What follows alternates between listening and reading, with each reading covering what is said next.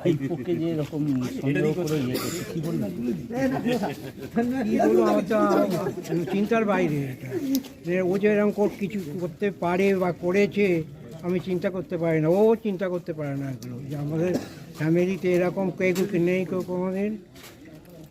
ও অবাক হয়ে গেছে, ওকে ফোন করা আছে জানাতেও অবাক হয়ে গেছে।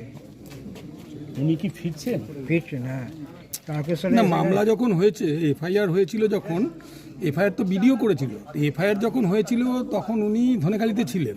উনি অবাক হয়ে যাওয়ার মতো কিছু নয়, এফআইআর যে একটা হয়েছে এটা তো উনি জানেন। জানেন সেটা আমি কী করে বললাম, আমি বলতে পারবো না। এবং সেটা হাইকোর্টে গেছে, সেটাও উনি জানেন। ও কথা আমি জানি না আমি।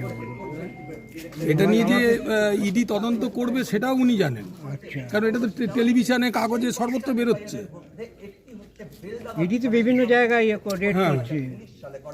এবার বিষয়টা হলো যে উনি এর মধ্যে কতটা ইনভলভ সেটাই আর কি।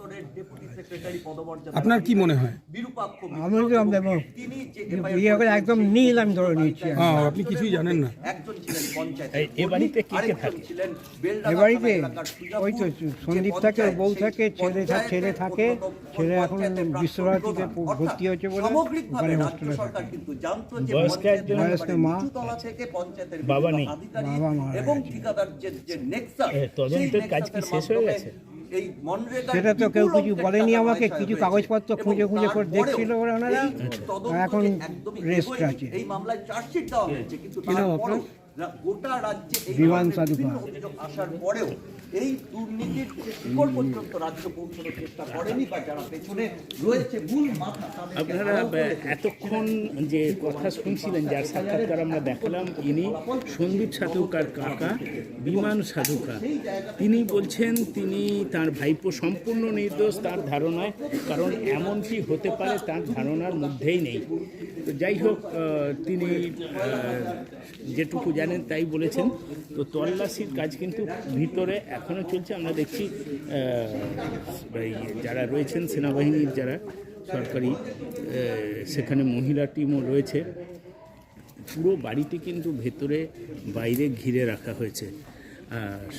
যেটুকু আমরা জানতে পাচ্ছি, সন্দীপ সাধুকা তার কর্মস্থল থেকে রওনা হয়ে গেছেন ইতিমধ্যেই, তারকেশ্বর অতিক্রম করেছেন বলে জানা যাচ্ছে। আশা করা যাচ্ছে কিছুক্ষণের মধ্যে তিনি তার বাড়িতে পৌঁছে যাবেন। আমরা প্রতি মুহূর্তের খবর আপনাদের কাছে পৌঁছে দেওয়ার চেষ্টা করছি। এর আগেও আমরা দেখিয়েছি যে চন্দননগর হরিদ্রাডাঙ্গায় সন্দীপ সাধুকা নির্মাণ সহায়ক, খানাকুল জগৎবল্লভপুরের পঞ্চায়েতের, তার বাড়িতে ইডি হানা চলছে।